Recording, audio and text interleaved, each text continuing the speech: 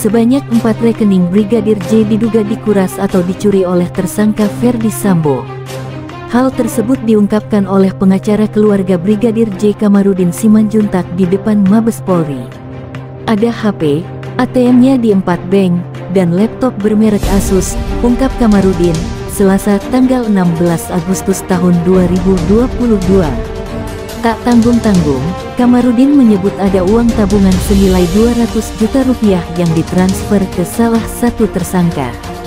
Hal itu dilakukan usai nyawa Brigadir J melayang. Tadi terkonfirmasi sudah, memang benar apa yang saya katakan bahwa tanggal 11 Juli tahun 2022 itu masih transaksi. Masa orang mati mengirimkan duit dari rekening almarhum mengalir ke tersangka 200 juta, terangnya. Kamarudin menyebut pihak kepolisian akan mengumumkan perkara ini. Sebelumnya Kamarudin juga menyinggung keterlibatan Pusat Pelaporan dan Analisis Transaksi Keuangan (PPATK) yang seharusnya ikut membongkar dugaan aliran dana yang mengalir di antara Ferdy Sambo dan para ajudannya yang terlibat. Sebelumnya, kuasa hukum Brigadir Yosua sempat mempertanyakan keterlibatan PPATK dalam kasus kematian kliennya. Ini tak terlepas dari aliran dana yang mengalir di antara Irjen Ferdy Sambo dan ajudannya. Periksalah semua rekening ajudan itu, libatkan PPATK, mereka yang bisa mengungkap itu. Berapa ember uang di rekening-rekening ajudan itu dan kemana aliran dan dari mana aliran itu berasal. Tegasnya Kamarudin menyebut ada aliran dana sebesar 600 miliar rupiah hingga 1 triliun di antara Ferdy Sambo dan para ajudannya.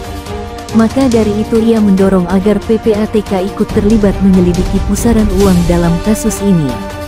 Dikhawatirkan ada pula yang mengalir ke sejumlah lembaga.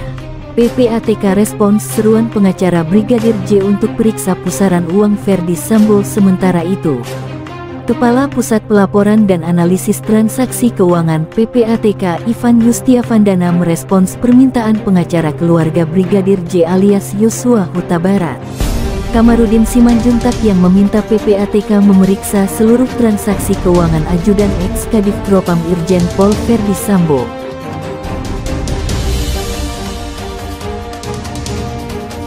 Ivan mengaku belum mendapat laporan apapun dari pihak kuasa hukum Brigadir J atau melalui kuasa hukumnya. Kamarudin Simanjuntak, menurutnya, jika mendapat fakta terkait adanya pelanggaran atau penyelewengan, pihak Brigadir J dipersilakan untuk membuat laporan ke PPATK. Jika pengacara almarhum J punya data dan faktanya, mungkin bisa diserahkan ke kami untuk ditangani, ujar Ivan kepada teponews.com, Senin tanggal 15 Agustus tahun 2022. Ivan menjelaskan pihaknya akan mendalami dugaan tindak pidana jika mendapat laporan. Dia mengatakan mekanisme PPATK hanya bisa dilaksanakan sesuai yang ditentukan berdasarkan Undang-Undang Nomor 8 Tahun 2010.